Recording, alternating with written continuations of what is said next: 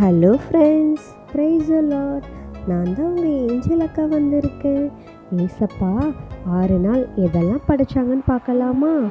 7வது நாளும் ஸ்பெஷலாக ஒன்று படைச்சிருக்காங்க, அதையும் பார்த்துடலாம். ஏசப்பா முதல் நாள் வெளிச்சம் உண்டாக கடவுதுன்னு சொன்னாங்க. உடனே வெளிச்சம் ஆயிடுச்சு. பகலுக்கு வெளிச்சமும் இருளுக்கு இரவுன்னு பேர் வச்சாங்க. ஏசப்பா மட்டும் வெளிச்சம் உண்டாக்கலைன்னா உங்களுக்கும் எனக்கும் எப்படி இருந்திருக்கும்? கண்ணு தெரிஞ்சிருக்காது, ஒழுங்காக சாப்பிட்ருக்க முடியாது, விளையாடவும் போயிடுக்க முடியாது. ஏசப்பா வெளிச்சத்தை உண்டு பண்ணாமல் இருந்திருந்தா என்ன நடந்திருக்கும்? அவருக்கு நன்றி சொல்லலாமா? 2ஆம் நாள் ஏசப்பா என்ன படைச்சாங்கன்னு தெரியுமா? வானத்தையும் பூமியையும் படைச்சாங்க. ஜலத்திற்கு மேலாக இருப்பது வானமும், ஜலத்திற்கு கீழாக இருப்பது பூமியும் என்று பெயரிட்டார்.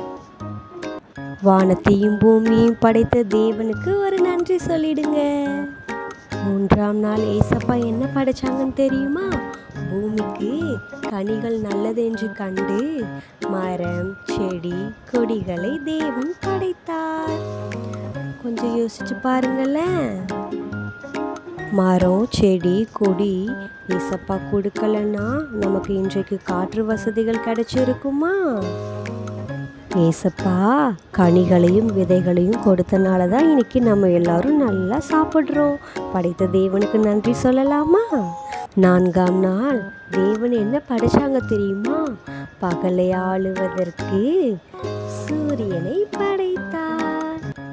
இரவை ஆளுவதற்கு நட்சத்திரங்களையும் கொடுத்தார். இது இரண்டையும் படைத்த தேவனுக்கு நாம நன்றி சொல்லலாமா? 5ஆம் நாள் தேவன் என்ன படைச்சாங்கன்னு தெரியுமா? நீந்தும் ஜீவ ஜந்துக்களையும், வானத்தில் பறக்கும் பறவைகளையும், குதிரைகளையும், யானைகளையும், பலவிதமான மிருகங்களையும் தேவன் படைத்தார். படைத்தது மாத்திரம் இல்லை, நீங்கள் பழுகு பெருகி சமுத்திர ஜலத்தை நிரப்புங்கள்னு அவங்க எல்லாவற்றையும் ஆசீர்வதித்து தேவன் சொன்னார். கொஞ்சம் யோசிச்சு பாருங்களேன். இவ்வளோ காட்டு மிருகங்களையும் பறவைகளையும் தேவன் தரலைன்னா நம்ம எப்படி இதெல்லாம் நம்ம ரசிச்சிருந்திருந்திருப்போம்? இதெல்லாவற்றையும் அழகை படைத்த நம்முடைய தேவனுக்கு நன்றி சொல்லலாமா? தேவன் 6ஆம் நாள் யாரை படைச்சாங்கன்னு தெரியுமா? அவருடைய சாயலாகவே மனுஷனை படைத்தார். அது மாத்திரம் இல்லை, அவருடைய சாயலாக ஆணும் பெண்ணுமாய் சிருஷ்டித்தார். சிருஷ்டிச்சதுக்கு அப்புறம் நீங்கள் பழுகு பெருகி பூமியை கீழ்ப்படுத்தி சமுத்திரத்தின் மாற்றங்களையும் ஆகாயத்து பறவைகளையும் பூமியின் மேல் நடமாடுகிற சகல ஜீவ ஜந்துக்களையும் ஆண்டு கொள்ளுங்கள்னு சொல்லி தேவன் அவர்களை ஆசீர்வதித்தார். தேவன் தாம் உண்டாக்கின எல்லாவற்றையும் பார்த்தார். அது மிகவும் நன்றாயிருந்தது. 7வது நாள் ஏசப்பா என்ன பண்ணாங்கன்னு பார்த்துடலாமா? 6 நாட்களையும் தேவன் அழகாய் படைத்து கொண்டு 7ஆம் நாள் ஓய்விருந்தார். அவர் மாத்திரம் ஓய்ந்திருக்கல, நம்மளையும் ஓய்ந்திருக்கும்படி நம்மளை ஆலயத்திற்கு அழைத்து கொண்டு போனார்.